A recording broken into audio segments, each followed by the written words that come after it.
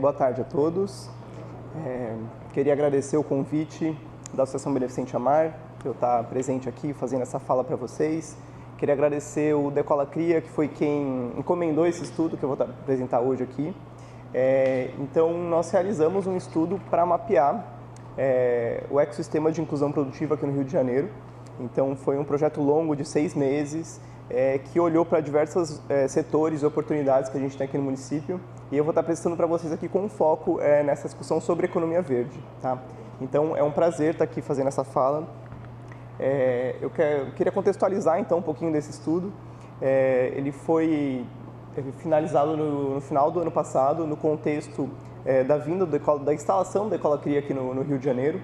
Então, veio numa situação de querer entender melhor como é que está a situação dos jovens aqui e o que poderia ser feito em relação à atuação e quais são os setores de oportunidade. Então, hoje eu vou apresentar os resultados desse estudo, para a gente poder entrar em detalhe um pouco assim, tanto qual que é o panorama dos jovens, como que a gente enxerga hoje as oportunidades, quais são os atores que estão trabalhando com a temática da inclusão produtiva, e a gente poder depois trocar um pouquinho aqui entre a gente, né, principalmente vocês que vivem esse tema, e poder fazer essa troca entre o que nós vimos nas pesquisas, o que nós vimos, né, em dados oficiais, em entrevistas, né, em artigos, e a gente poder trocar com quem vê isso na prática, né? Então, acho que vai ser uma tarde muito rica, tem tudo para a gente sair com bons aprendizados daqui. Então, é importante destacar que hoje o Instituto Veredas ele atua no campo de tradução do conhecimento, então apresentando um pouco da nossa atuação. É um campo que a gente chama de políticas informadas por evidências. Então, o que nós fazemos, na verdade, são grandes sínteses de evidências, revisões de literatura sobre determinados temas que podem informar políticas públicas ou a realização de programas e projetos sociais, como é o caso aqui do Decola Cria. Então, nós olhamos para diversas temáticas: educação, saúde, direitos humanos e inclusão produtiva. Então, nós temos um núcleo que olha especificamente para essa questão, e esse é um caso legal em que a gente pôde aplicar e olhar isso para uma realidade local, com contexto territorial também. Então, esse é um estudo muito rico de poder juntar a teoria e a prática. Me apresentando, eu sou o Júlio.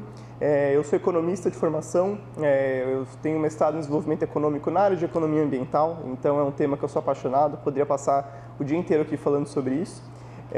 Eu sou de São Paulo, bom destacar também, então eu não conheço aqui o Rio de Janeiro tanto quanto vocês, é bom destacar. E eu fiz 30 anos agora no último domingo, então estou deixando de ser jovem, talvez eu não encaixe mais tanto aqui no recorte de jovem desse estudo, que se não me engano era até 32 anos, né? Mas é muito legal poder ouvir tanto dos jovens, né, na ponta, quanto de organizações que apoiam aí, né, e dão suporte à juventude também. Então, essa diversidade de pluralidade de vozes, a gente considera que ela é muito rica. Bom, então, para a gente poder entrar na discussão, eu queria apresentar a visão geral do projeto.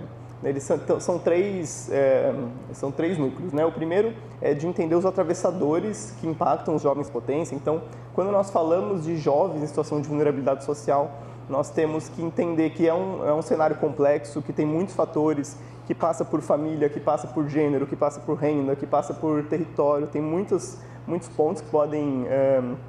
que é um cenário complexo, que reflexo da própria desigualdade do nosso país, e que tem que ser levado em consideração no desenho de políticas e de programas para esse tipo de público. Em seguida, nós realizamos um mapeamento de ecossistema. Eu não vou conseguir entrar tanto em detalhe aqui por conta do tempo, mas que olhava, né, para atores que atuam com essa temática aqui no Rio, que são vocês, e uma outra terceira etapa, que seria de identificação de oportunidades e economias promissoras, o que inclui aqui o nosso foco do nosso evento, que é a economia verde. Bom, então quando nós falamos de jovens do Rio de Janeiro em situação socialmente vulnerabilizados, de quem que a gente está falando? Para a gente poder entrar nessa definição, é importante trazer antes o que é inclusão produtiva, porque ele é um conceito que ele é recente, ele tem sido desenvolvido agora principalmente nos últimos 10 anos, então não é todo mundo que está familiarizado. Mas a inclusão produtiva, ela pode ser definida, né, como a inclusão de pessoas em situação de vulnerabilidade econômica no mundo do trabalho. Então, a gente está falando de geração de empregos, vagas de emprego decentes, com direitos, e de abertura de oportunidades dignas também de empreendedorismo. Então, como incluir essas pessoas produtivamente significa isso, como conseguir que elas consigam bons empregos e possam empreender na área que elas quiserem. É importante entender que quando a gente fala de inclusão produtiva e programas com essa temática, nós não estamos falando só de capacitação ou de educação. É sempre interessante pensar no contexto de trilha, né? Então entender qual a condição social dessa pessoa, qual a melhor forma de dar essa, né, de oferecer e ter essa troca da educação e no fim de como conectar elas com oportunidades produtivas, né? Então como conectar com uma vaga de emprego, como ajudar, né, a abrir um empreendimento, então ter essa visão completa da coisa. E isso é especialmente importante quando a gente passa por um momento de transformação, né? Então, né, diante da crise das mudanças climáticas, diante da inteligência artificial, né, saímos de pandemia, então assim, o mundo está em transformação e o mundo do trabalho também. Então, os jovens também têm que se adaptar a essa nova realidade. Bom, e aí entramos, né, no perfil dessas pessoas. A população do Rio de Janeiro hoje, de acordo com o último censo, é de 6,2 milhões de pessoas. De jovens, são cerca de 1,2 milhões, tem estudo que fala de 1,5, então cerca de um sexto dessa população. E considerando essas pessoas, nós temos, o nosso estudo considerou como pessoas em situação de vulnerabilidade econômica, dois grupos. São aqueles jovens que nem estudam nem trabalham, né, que nós chamamos de jovens nem, ou de jovens que estavam trabalhando mais num contexto informal, né, com um trabalho informal. Não necessariamente a informalidade indica precariedade, mas muitas vezes sim, porque não é acompanhado de direitos trabalhistas, né, e pode esconder uma situação de precarização. Então, se nós somarmos esses dois grupos que não estudam nem trabalham e que só trabalham em condição de informalidade, nós temos cerca de 1/3 desses jovens que são 413 mil pessoas, então é bastante gente. E agora é importante entender e abrir para saber melhor sobre quem são essas pessoas e quem compõe esse grupo. Bom, então vamos lá. Quando nós olhamos para a questão de divisão de renda e de gênero, o que aponta aqui é, na verdade, um reflexo da desigualdade econômica do Brasil. Normalmente são as pessoas, né, as pessoas mais pobres, então a gente pode olhar aqui a barrinha azul, né, não está dando para ver tão bem aqui, mas aqui 25% mais pobres são os da barrinha azul que não estudam nem trabalham, que compõem a maior parte desse grupo. E também tem aqui claramente uma desigualdade de gênero, em que as mulheres são desproporcionalmente mais representadas nesse grupo, sobretudo as mulheres negras, né? Então o que a gente vê é que existe uma dimensão também que é muito comum de pessoas que passam a ter filhos e deixam de trabalhar. Isso se reflete bastante nos dados.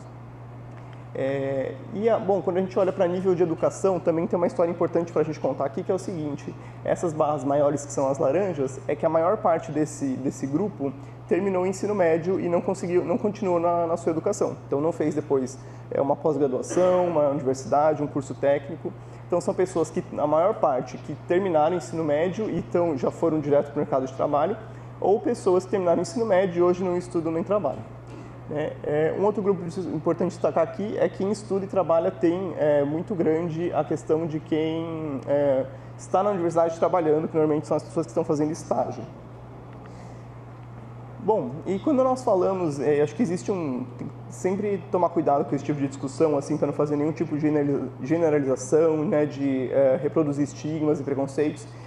Tem diversos motivos para uma pessoa não estudar nem trabalhar, então é um quadro complexo, não dá para a gente generalizar, mas é importante dizer que muitas vezes as pessoas estão nessa condição pela condição familiar, então por ter que cuidar dos filhos ou dos pais. Às vezes são pessoas que estão se preparando, por exemplo, para prestar vestibular, ou são pessoas que trabalham fazendo bicos, então conseguem um emprego, depois volta para o desemprego, aí consegue emprego de novo. Então, normalmente é uma situação muito instável, né? Ela tende a ser temporária, mas ela também, as pessoas que estão nessa situação dificilmente conseguem quebrar ciclos de pobreza também e sair desse quadro e aumentar de fato a sua renda. Então, acho que é importante trazer isso como esses pontos e sempre considerar isso no desenho de programas e políticas destinados a este público. Quando a gente fala de famílias, da importância das famílias, tem dois lados. Eu acho que existe um que é o suporte familiar que os pais dão para os filhos no sentido de um suporte emocional, financeiro, né? Então, normalmente as pessoas que já nascem em classes de renda maiores tendem, é difícil a mobilidade social, quanto mais rico você nasce, mais fácil você se manter, é muito difícil você ascender socialmente no Brasil. Então, a questão da condição familiar, tanto financeira quanto de suporte mesmo, né, psicológico, emocional, é muito importante. E do outro lado, você tem muitas vezes a questão da maternidade, da paternidade, que as pessoas têm filhos, né, muitas vezes muito cedo, tem a gravidez na adolescência e depois elas têm que se dedicar ao cuidado dos filhos e não conseguem ingressar ou reingressar no mercado de trabalho em comparação com as pessoas que continuaram estudando ou que continuaram trabalhando. Um outro ponto é o papel dos territórios, né? Isso é especialmente relevante aqui no contexto do Rio de Janeiro, em que você pode ter territórios muito próximos, mas com realidades muito diferentes. Então, não adianta uma pessoa conseguir um emprego fantástico, mas que ela tem que se deslocar 2h30 para chegar até lá, né? Ela perde qualidade de vida. Então, como desenvolver os territórios e a criação de boas oportunidades de geração de emprego, de empreendedorismo dentro desses locais, de fato. Então, é muito importante entender isso e entender que existem barreiras estruturais também relacionadas com mobilidade, com disponibilidade de serviços de saúde, de educação. Então, tudo isso ajuda a pintar um pouco esse quadro. Aqui nós trouxemos alguns dessas frases que estão aqui na exposição. Foi legal que vocês trouxeram os cartazes, porque foram muito ricas, né? Nós fizemos uma etapa de diário de campo com os jovens, para eles nos relatarem um pouquinho do cotidiano, o que está pegando, como é que eles se sentem em relação a esses temas. E aparecia muito um cansaço, pessoas que tinham que trabalhar, estudar e não sobrava tempo para lazer, questões de depressão. Então, assim, o que a gente tem que considerar também, às vezes, aspectos que são muito mais profundos do que simplesmente preparar a pessoa a fazer um currículo ou dar um curso, né? Às vezes o buraco está muito mais embaixo. Então, como atender a isso, né, até numa perspectiva, muitas vezes até de assistência social, né, antes da gente pensar na inclusão, de fato, dessas pessoas em vagas e em trabalho. Bom, agora entrando na questão do mundo de trabalho, né, e quais são esses atores e como que a gente vê o mercado de trabalho no Rio para os jovens, quando nós olhamos para o número de pessoas, percentual de pessoas que estavam ocupadas e desocupadas no município, o que nós vemos é que nós não conseguimos voltar ao nível pré-pandemia e pré-crise, né? Então, a partir de 2015, 2016, nós tivemos uma crise econômica, então a gente vê, por exemplo, esse é o número de pessoas empregadas, né, em ocupações formais. Estava aqui nesse nível de 40%. Então, tivemos a crise aqui, aí tivemos a pandemia, continuou descendo, e no pós-pandemia voltou a crescer. Mas nós ainda não chegamos no nível pré-crise, vocês veem? Então, assim, nós tomamos um tombo no sentido de perda de ocupações, de vagas de emprego, e só agora a gente está conseguindo recuperar. Né? E isso num contexto que a gente olha que o desemprego no Brasil como um todo está muito baixo, mas mesmo assim a gente não tem conseguido melhorar em relação a esses níveis pré-crise. Então, estamos num momento de recuperação, né? É isso que esses gráficos contam. E tem a Pesquisa Nacional por Amostra de Domicílio, a PNAD, a gente consegue olhar um pouco quais são os setores que têm gerado mais vagas de emprego o que tem perdido. A gente não consegue entrar muito em detalhe, mas o que nós temos já ajuda a contar um pouco dessa história, que a economia brasileira tem passado por um período de terceirização, né? Então, o setor de serviços tem crescido muito e tem diminuído muito o número de vagas em indústria e construção civil. Então, você vê a questão de informação, comunicação, atividades financeiras, seria serviços financeiros, tecnologia da informação, informática, educação, saúde tem crescido bastante também, mas em construção civil e indústria, né, em construção civil chega a uma diminuição de 110% quase, então assim, é muito grande mesmo. Mas nós vemos que tem crescido vagas em transporte, armazenamento e correio. E o que esse dado aqui mostra? Ele pode estar escondendo uma precarização dessas vagas de emprego que estão sendo criadas, porque muitas delas podem ser aquelas vagas em plataformas de transporte, né? Então, são empregos, mas são empregos muitas vezes que não era o que as pessoas estavam querendo fazer, né? Ou elas podem não oferecer direitos trabalhistas. Então, legal, estão sendo criadas vagas, mas que vagas são essas? Essa é sempre uma pergunta fundamental quando a gente fala de inclusão produtiva. Pensando aqui numa perspectiva de território, no Rio de Janeiro fica muito evidente que existe uma concentração de vagas, assim, de atividade econômica no centro e na região da Tijuca. Então, assim, esse círculo grande aqui é o centro da cidade, Tijuca aqui embaixo, então concentra cerca de 25% das vagas. Então, pô, o Rio de Janeiro é enorme, como é que a gente faz com que se desenvolva em outros territórios também, né, que se criem oportunidades de emprego e de empreendedorismo? Então, muitas vezes, o que mostra é que existe uma divisão bem clara entre empresas grandes e pequenas, é bem dividido, e que a maior parte desses jovens estão nessas vagas há menos de um ano. Então, tem muita rotação, as pessoas não têm ficado tanto tempo nesses empregos, importante a gente nos perguntar também do porquê.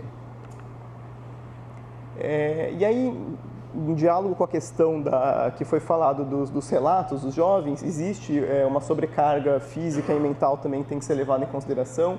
Então, a questão da distância em relação ao trabalho, preconceito, a conciliação de trabalho com estudo também não é uma coisa fácil de fazer, né, cuidado de familiares, então é sempre legal destacar esse ponto. Novamente algumas das frases, depois vocês podem olhar ali algumas delas com calma, mas só mostrando, né, uma cobrança muito grande consigo mesma, né? Eu acho que os cuidados com a família aparecem aqui, todos esses temas eles vieram muito ouvindo jovens, né, da própria experiência deles. Bom, agora olhando para a questão do ecossistema de intervenções na cidade, quando nós olhamos para iniciativas do poder público, sobretudo da prefeitura, tem quatro temas que a gente pode pensar, né, que podem ser interessantes para essa temática, que é as secretarias que olham para a juventude em si, que olham para a vulnerabilidade, a assistência social, aquelas que olham para a educação e as setoriais, que aí vão estar mais relacionadas com as economias e as oportunidades produtivas. E como foi falado aqui no início, existem muitos cursos profissionalizantes, existem muitos cursos, capacitações no Rio, então, que são oferecidas, mas o que nós vemos é que muitas vezes elas é só dar o curso, ela não tem essa perspectiva de trilha, de conectar as pessoas com vagas, né, com oportunidades ao final do curso. Isso é uma questão importante no contexto de inclusão produtiva. E pouca atenção dada também, que foi falado aqui também, dessas habilidades de vida, soft skills, socioemocionais, como vocês quiserem chamar, né, de como se comportar numa entrevista de emprego, como fazer um currículo, como, né, oratória, como conversar. Então, assim, se a gente está falando de aspectos estruturais também, de suporte familiar e emocionais, esses aspectos são tão importantes quanto as qualificações técnicas. Então, é algo importante que a gente identifica como uma lacuna também em termos de conteúdo. Também a questão do empreendedorismo, existe muito um foco em educação empreendedora, mas não necessariamente que conecta no final, mostra como acessar recursos, né, como fazer um empréstimo, como conversar com o investidor, realmente como, de fato, alavancar essa empresa, né? Então, é mais as habilidades da educação empreendedora, mas que falta essa conexão dividida principalmente por estágio de empresa, né? Então, empresas com estágios diferentes podem ter necessidades diferentes e muitos dos cursos têm que considerar isso. Mas, quando a gente fala de empreendedorismo, assim, tem sempre que tomar um cuidado para não romantizar, não ter essa visão de que o empreendedorismo é a salvação, porque também é uma atividade que exige muito da pessoa e que tem que ter um preparo emocional, tem que ter um preparo para a pessoa não se jogar, né? E porque ela pode muitas vezes até sair pior do que entrou dessa jornada, né? Então, a gente sabe que empreender não é simples, mas que é um caminho. Então, como empreender em diálogo com essas oportunidades que se abrem das economias promissoras. A gente vê muito esse empreendedorismo, o microempreendedorismo fica muito no setor de serviços, né? A questão de salões de beleza, a gente brinca do bolo de pote, né? No setor de alimentação. Então, como ir além disso e pensar em outras formas também, em outros setores que possam trazer produtividade e, de fato, né, melhorar a renda da pessoa que está empreendendo.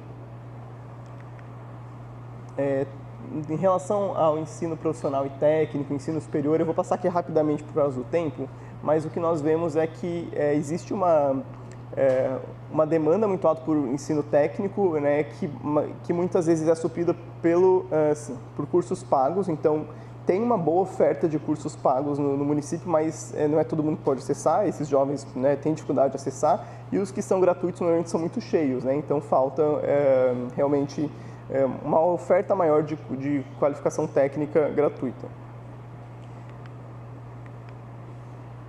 Bom, e para a gente poder entrar agora, se aproximar do tema da nossa, né, da tarde aqui da economia verde, é importante trazer como um ponto que todo mundo sente na pele aqui, que trabalha com projetos com essa temática, que é como dialogar com os jovens, como dialogar com o sentimento de pertencimento. Então, tem uma questão de comunicação, quais são os meios de comunicação que as pessoas mais utilizam, qual a melhor forma de comunicar, sem impor, sem um discurso moralista, né, que de fato faça sentido. Então, o que essas pessoas estão consumindo hoje que pode ser interessante para que essa mensagem que vocês querem passar chegue? Né? A gente fala muito em redes sociais, mas assim, não adianta só você chegar ali nas redes sociais, fazer um conteúdo e vai ser só mais um conteúdo.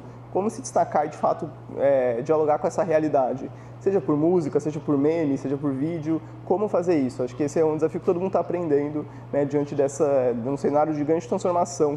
Né? Cada ano é um cenário diferente, as redes sociais são diferentes, então assim, como dialogar de fato com esse público?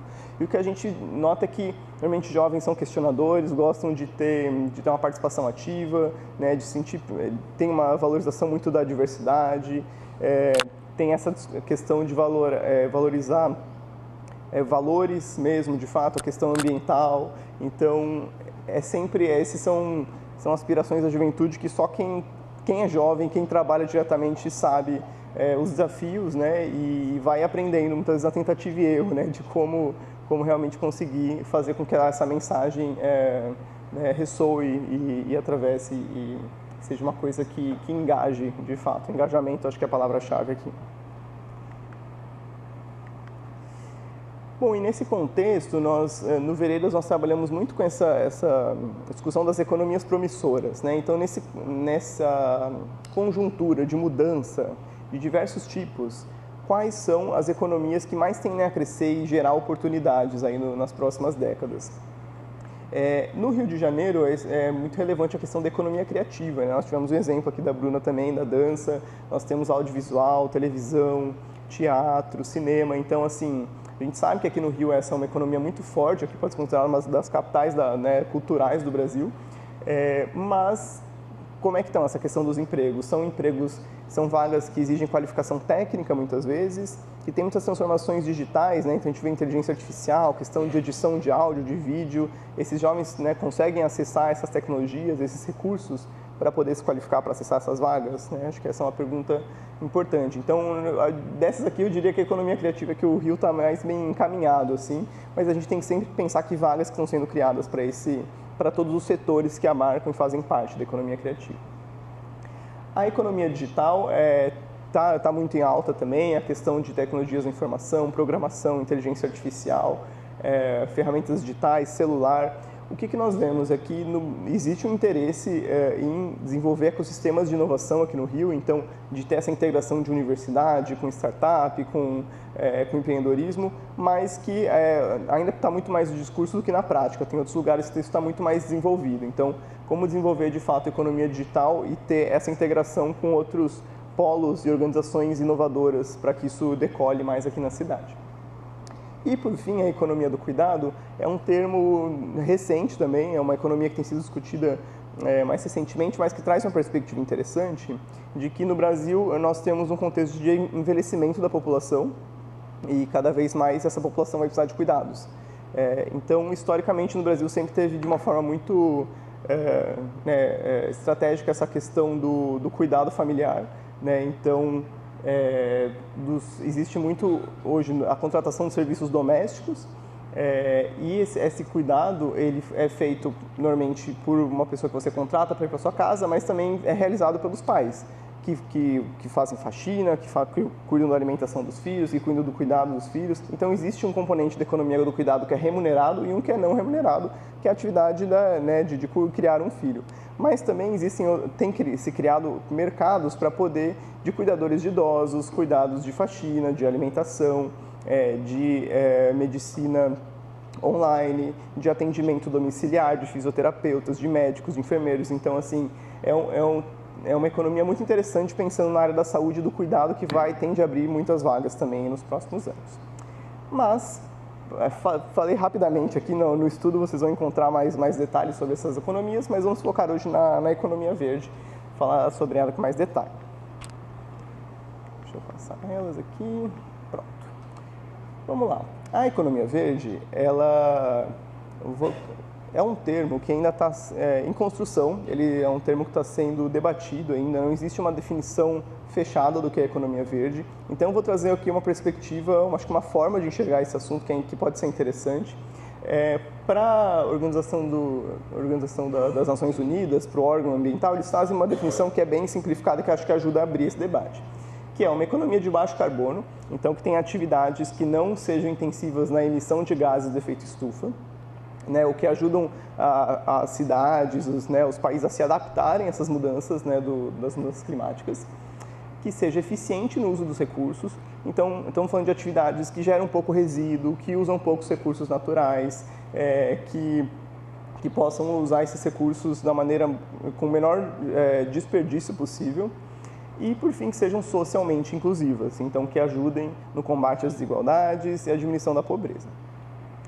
Mas mais do que economia verde, eu queria trazer também o termo de desenvolvimento sustentável, porque é legal notar que existem diferenças, né? Você pode ter um modelo de negócio que tenha as melhores práticas ambientais, mas que ele não necessariamente ajude para a sustentabilidade como um todo. Então, um exemplo que eu gosto de dar, imaginem, por exemplo, uma empresa que vende bolsas de luxo. Ela vende bolsas de luxo, mas ela faz todos os processos da melhor forma que vocês imaginarem. Então, faz uso de energia renovável, materiais reutilizáveis, contrata de produtores locais, tudo que vocês ouvem do discurso de sustentabilidade essa empresa faria. Mas, quando nós olhamos para a atividade principal dessa empresa, o que ela faz ajuda a melhorar a qualidade de vida das pessoas? A gente precisa de mais empresas de bolsas de luxo? Ela incentiva um consumismo que talvez não precisasse ter? Então, quando a gente fala em desenvolvimento sustentável, é interessante notar que pode ser diferente de economia verde, pode ser verde, mas não sustentável. Então, é legal destacar que quais são aquelas atividades econômicas que ajudam a melhorar a qualidade de vida das pessoas. Lembra da pandemia, quando a gente falava de trabalhadores essenciais? Alimentação, gestão de resíduos, saneamento, construção civil. Essas são realmente aquelas atividades que deveriam ser a base da economia. Quando a gente fala de uma economia com desenvolvimento sustentável, é isso. Tem crescimento, tem eficiência, tem inovação, mas melhora a qualidade de vida. Tem muitas empresas, por exemplo, em alimentação, que se vende alimentos ultraprocessados, que não são bons para a saúde, mas são empresas que podem ter as práticas mais verdes e sustentáveis do mundo. Não adianta, né? Então, acho importante trazer essa provocação para quando a gente fala de empregos verdes, é verde, mas está ajudando a mover esse ponteiro na direção certa, na direção da melhoria da qualidade de vida das pessoas. Bom, quando a gente entra de fato na discussão de empregos verdes, nada mais é do que as vagas de emprego que são relacionadas com esses conceitos, né? Então, aqui tem uma definição linda da Organização Internacional do Trabalho, mas são aqueles empregos que ajudam a gente a chegar aqui. Então, aqueles que ajudam, no caso, por exemplo, de energia fotovoltaica, a ter uma matriz energética renovável, que diminua a geração de resíduos, né, que contribua para a preservação dos ecossistemas, para projetos de conservação ambiental. Então, que tenha esse olhar, mas que a gente nunca pode perder o olhar do social também. No caso do Rio de Janeiro, tem um outro conceito que é interessante, que é o da economia azul, que seriam aquelas atividades econômicas que estão relacionadas com os mares, com os oceanos, com corpos d'água em geral. Então, pensem o quanto da economia do Rio que gira em torno das praias, do turismo, da alimentação e também de outros. Existe uma dimensão de turismo, de conservação, mas também tem de atividades portuárias, de construção naval, de petróleo e gás. Então, é legal pensar também em termos como que é a economia. O Rio de Janeiro também é uma potência da economia azul no Brasil, mas que a economia azul também pode ser diferente da economia verde. Aqui entraria óleo e gás, que de sustentável não tem nada, né? Então, é interessante pensar nisso como algo estratégico também na geração de vagas aqui na cidade. Bom, o Rio de Janeiro, ele concentra cerca de 10% dos empregos verdes no país, o que é muita coisa. Existem planos e estudos que mostram que existe um potencial muito grande aqui do município para crescer esse número de empregos, que inclui a economia azul e que são vagas que são historicamente representadas por homens mais velhos, né? Então não são ocupadas por jovens muitas vezes, ou as que são vagas com baixa qualificação, vagas mais precarizadas. Então, existe um reconhecimento, eu acho que um dos objetivos desse evento olha, é importante, mas precisamos desenvolver ainda mais isso na cidade. É legal destacar que o Rio de Janeiro é uma cidade que não é chamada cidade maravilhosa à toa, né? Estamos rodeados de belezas naturais, de muita riqueza natural. Então, que é uma cidade que poderia utilizar muito mais disso, assim, para se desenvolver e para gerar vagas, né? Eu morei muitos anos em Curitiba, que é uma cidade que apostou muito nisso, nessa questão da cidade sustentável, da cidade verde, quando aqui tem muito mais um perfil, deveria ser muito mais o Rio de Janeiro do que Curitiba, né? Então, tem coisas muito interessantes que poderiam ser aproveitadas aqui. A gente olha, por exemplo, o Parque Nacional da Tijuca, é o parque nacional com o maior número de visitantes no Brasil. O Parque Estadual da Pedra Branca é a maior floresta urbana do mundo, né? Então, assim, como que a gente pode usar esse potencial mesmo para a geração de empregos? Bom, a Prefeitura do Rio tem um plano de desenvolvimento sustentável e ação climática que estabelece metas, né, de adaptação aqui da cidade até 2030. Tem um que é relacionado com os empregos verdes, que é uma meta de 40% de postos de trabalho até 2030, uma meta bem ambiciosa, provavelmente não vamos chegar nela, mas a Prefeitura já reconheceu que nós estamos muito aquém do que foi estabelecido e tem se movimentado nessa direção, mas a gente vê que tem que ter uma mobilização que vai muito além, que vem da base também. Mas as estimativas também olham para que vai permanecer essa concentração territorial, Centro e Tijuca. Então, de novo, como isso pode irradiar para outros territórios. Então, bom, dado todo esse contexto aqui, acho que uma fala muito teórica de conceitos, aí eu pergunto para vocês, o que isso significa nos territórios? Né? Esse discurso ele é lindo, mas na prática, no dia a dia, vocês olham o que tem no território de vocês que pode ser economia verde? Tem gestão de resíduos, tem energia fotovoltaica, tem... O que pode ser considerado economia verde aqui na realidade, né, quando a gente foge ali do centro da cidade? Como isso se traduz em vagas, né? Então, tem oportunidades que ajudam né, que estão relacionadas com esse tema. E o mais importante, quando a gente fala, inclusive, de mercado, está tendo uma demanda, e as pessoas estão demandando isso de alguma forma. E aí entramos em cultura, entramos em a percepção das pessoas sobre o tema. E o que tem aparecido é que não tem tido tanto interesse por esse tema, né? A Secretaria de Trabalho e Renda realizou uma pesquisa, né, perguntando para as pessoas o que elas entendiam pela ideia de empregos verdes e teve somente 93 respostas, né, da população de 6 milhões. E a maior parte dessas respostas também foi de pessoas mais velhas, né? Então, como dialogar com essa população sobre esse tema? Nesse contexto da Prefeitura do Plano de Desenvolvimento Sustentável, foi encomendado um estudo por uma consultoria chamada C40 Cities, em que eles olharam para diversos setores e tentaram estimar quais seriam essas vagas de emprego em potencial. Então, para a gente poder aterrizar um pouco essa discussão e a gente falar de fato o que isso significaria na prática, que tipo de empregos são esses, eu quis trazer um pouco quais são esses setores e alguns exemplos, tá? Então, eles olharam para 7 setores principais, apontaram que existe um maior potencial de geração de vagas no setor de transportes, mobilidade urbana, construção civil e infraestrutura verde, e sempre com aquela mensagem que tem que ter cuidado para que tipo de vagas são essas. Pode ser um grande número, mas não ajudar as pessoas a sair de uma situação de vulnerabilidade.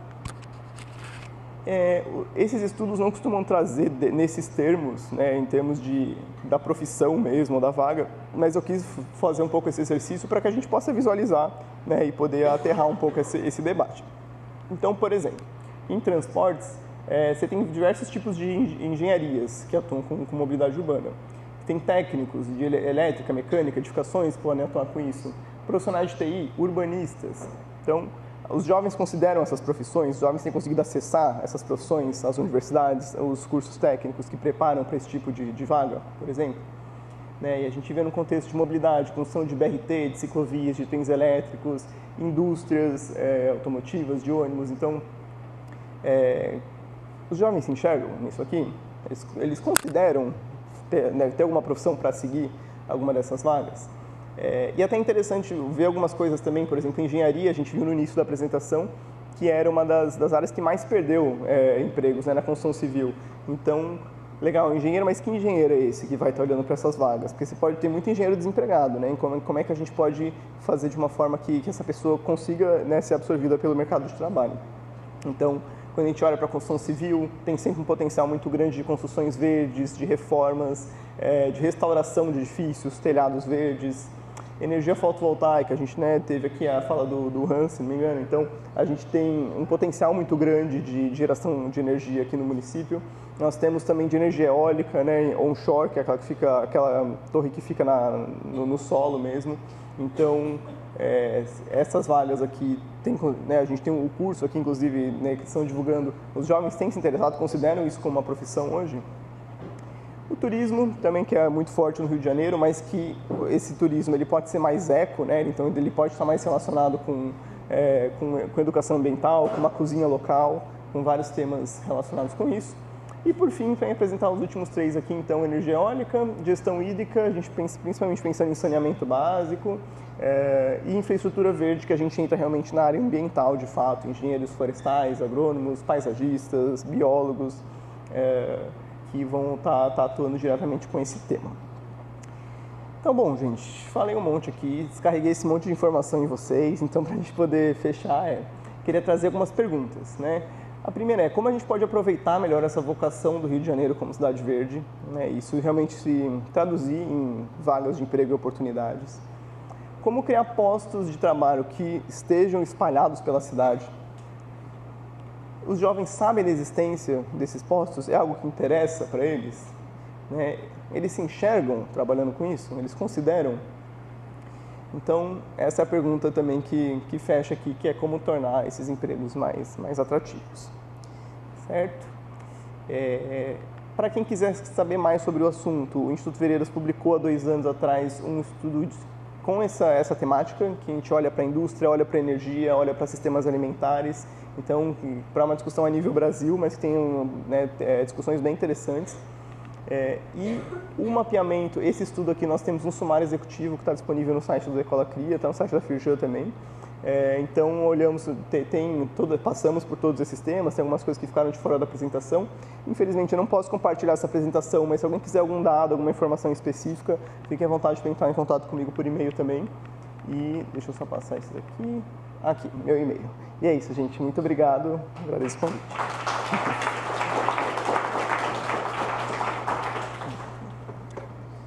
Teremos um sorteio, Júlio? Oi? Vai fazer o sorteio dos livros?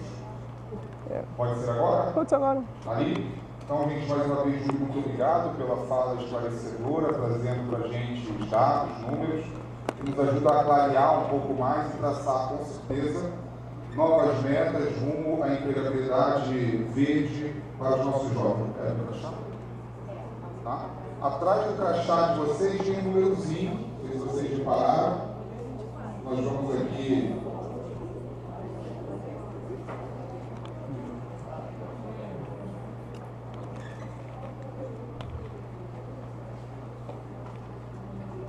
então está aqui mapeamento de ecossistema de inclusão produtiva jovem no Rio de Janeiro.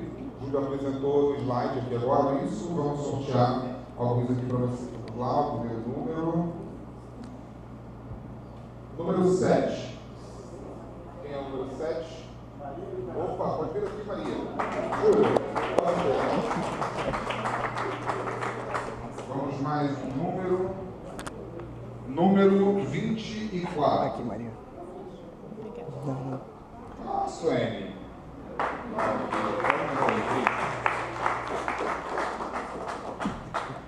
Aqui, sim. Obrigada, tá? Número 44. Vamos. Está bem distribuído, viu? O último sorteio foi todos para lá. Esse está bem distribuído. Maravilha. Mais um número. Pode ganhar. Quem foi o primeiro a se inscrever aí? O primeiro a fazer? Número 1. Quem é o número 1? Aí, Carminha. Parabéns, Carminha. Agradecendo aí.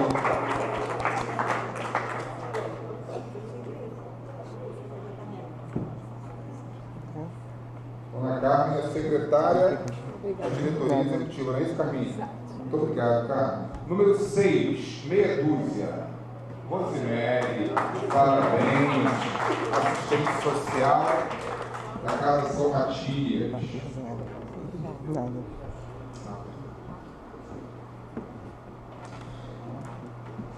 Quero registrar aqui a presença do Guilherme, Sebrae, Muito obrigado, Guilherme, pela presença. Também a Fabiana. Seja bem-vinda, Fabiana, nosso muito obrigado.